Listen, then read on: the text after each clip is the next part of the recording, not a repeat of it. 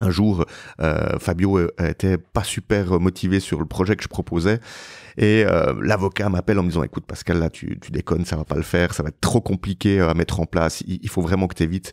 Et ça c'est une anecdote que tu vas aimer.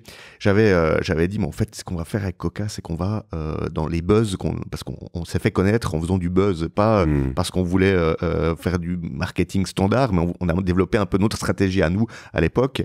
Et j'ai dit mais on va vendre un Picasso à la communauté, c'est-à-dire que les gens vont payer 50 balles et ils auront une part du Picasso. Et là, l'avocat me dit non, mais on peut pas le faire, techniquement c'est trop compliqué. Et là, Fabio me dit mais écoute mon gars, t'es fou quoi. En plus, les risques qu'on a en utilisant le nom Picasso, c'est un nom qui est protégé. Tu peux pas faire ça. Et puis moi je dis mais non, mais non, moi je suis trop excité, on va le faire, on va trouver le moyen de proposer à la communauté d'être propriétaire d'un Picasso à hauteur de 50 balles chacun. Et là, il y a le papa Pierre Lamunière qui me dit viens Pascal, on va manger et tout. Donc on va manger, puis il me dit mais explique-moi là, c'est quoi ton idée derrière la tête? Puis je dis mais tu vois, ce qui nous différencie des autres, c'est qu'on n'est pas un simple site de vente, on a un site communautaire. Et un site communautaire, il se doit de faire des choses qui sont communautaires. Et démocratiser l'accès à l'art, pour moi, ça me paraît communautaire et ça me paraît différent d'un grand groupe qui fait de la vente en ligne comme une place de marché ou autre. Nous, on se différencie par ça fait partie de notre ADN. Et là, le gars, il me regarde et il me dit, de toute façon, je pense que je pourrais pas te convaincre du contraire. J'ai dit, ça va être difficile, mais bien évidemment que j'ai beaucoup de respect pour toi. Si tu me disais vraiment qu'il faut pas se lancer là-dedans et que tu as des arguments, je serais... Il me dit, bon, bah, écoute, hormis le juridique, que tu vas certainement pouvoir balayer parce que tu vas trouver une solution, je pense qu'il faut le faire parce que tu y tiens et c'est au fond de toi. Et c'était assez intéressant parce que dans la boîte, j'avais la moitié des gens qui disaient non mais c'est trop risqué, il faut pas le faire, et l'autre moitié qui me disait mais go, vas-y, ouais, c'est génial, etc. C'était en quelle année? C'était en 2000, je dirais 2017, 2018. Tu vois, moi, c'est vraiment dans mes notes, les prépas et tout, ça fait partie des expériences dont je voulais parler, tu vois. Et c'est visible toujours. C'est un moment très marquant de Coca, je pense. Extrêmement marquant parce que quand tu lances quelque chose comme ça n'a jamais été fait. Donc tu viens, tu dis voilà, on a 48 heures pour lever 2 millions.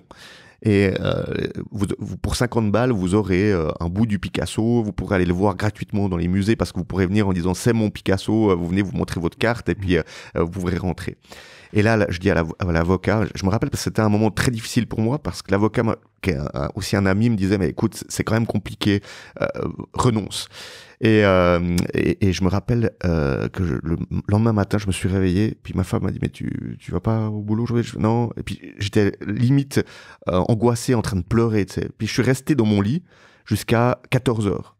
À 14 heures, je me suis levé, j'avais les idées claires. Et là, j'ai appelé l'avocat, j'ai fait écoute mon gars, ton job à toi, c'est de trouver une solution pour que ça fonctionne. Moi, je veux le faire comme ça, comme ça, comme ça, comme ça.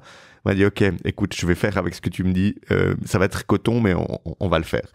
Et je suis parti, je suis arrivé au bureau, je dis ok, on va faire ça, on va faire ça, on va faire ça. Et on s'est lancé dans cette aventure et on a réussi à faire cette vente de Picasso. En 48 heures, on a levé les 2 millions dont on avait besoin pour financer le Picasso. Le Picasso, en plus, c'était un bus de mousquetaires, donc j'avais mon histoire. Tu vois, le bus de mousquetaires, un pour tous, tous pour un, c'est communautaire, c'est la devise de la Suisse, c'est génial. Et ça a été l'émeute. On a fait ce truc, la communauté était derrière nous, etc. Et pour finir l'anecdote, bien sûr, l'avocat m'avait prévenu, écoute, faut pas que tu déconnes trop avec le nom Picasso, parce que c'est un nom protégé, il y a une marque derrière. Et nous, on avait créé un site Picasso avec un Q à la place, tu sais. Ah oui. Et puis là, on recommence à recevoir des lettres d'avocats, et ça commence à venir assez sport. Puis moi, je dis ouais, mais c'est pas grave, on continue. Et j'avais un peu ignoré le truc, jusqu'au jour où on reçoit un appel d'une dame très sympathique qui dit bonjour, je suis la secrétaire de Claude Picasso, il est à Genève la semaine prochaine et il aimerait vous voir. Donc on va au rendez-vous pour voir Claude Picasso et puis on est un petit peu stress et puis on a toutes ces lettres d'avocats et puis là en gros Claude Picasso nous dit mais enfin vous foutez quoi les gars, regardez les journaux et là ça parle de vous partout machin etc. Je dis, ah ouais c'est cool. Et puis il dit mais vous savez ce que mon père aurait pensé de ce que vous avez fait là? Et puis nous, ben, on a un petit peu paniqué, pour on dit non. Puis là, on voit qu'il explose, le gars. Il dit mais mon père, il aurait adoré ce que vous avez fait. Vous avez démocratisé l'accès à l'art. Et il commence à nous donner une référence qui s'était passée dans une ville suisse de Bâle où la communauté des habitants s'était mobilisée pour garder des œuvres et Pablo Picasso avait offert une œuvre en plus à... Énorme. Et il me dit, mais vous avez fait ça de manière moderne, donc c'est génial. Et ça décoince un petit peu ce monde qui est des fois un petit peu moins dynamique.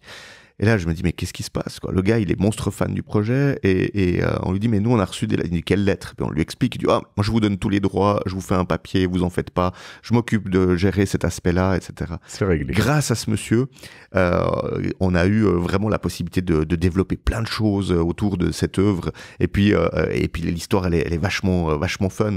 Et c'est pour ça que j'ai toujours une devise qui dit, don't ask for permission, ask for forgiveness. C'est vraiment demande pas la permission, mais excuse-toi dans le pire des cas si ça joue pas.